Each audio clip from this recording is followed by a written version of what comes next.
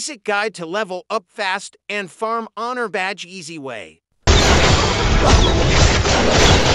Hello mga kaputaw, dito na naman tayo. Ituro ko sa inyo saan maganda magpa-XP na mabilis.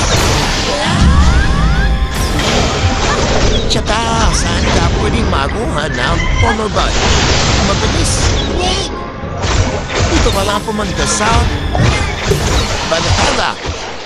Valhalla Enter Server.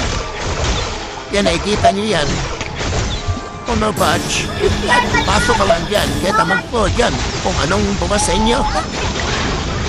Pagkatapos, punta ka lang dito sa Exploring.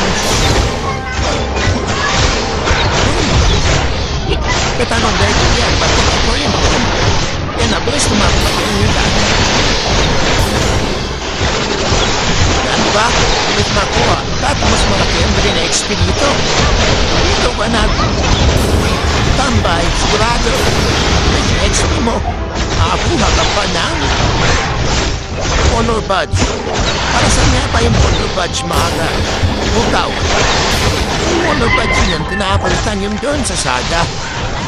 Saga Kasip. Ay mga item yun doon. Pwede mo siya kapalit yun. Tapos, ito naman, pag pumasok ka dito, hindi kang patayin dito, free area ito eh. Pero pag parehas kayo, ang server, magkaka-penalty ka pag pinatay mo siya.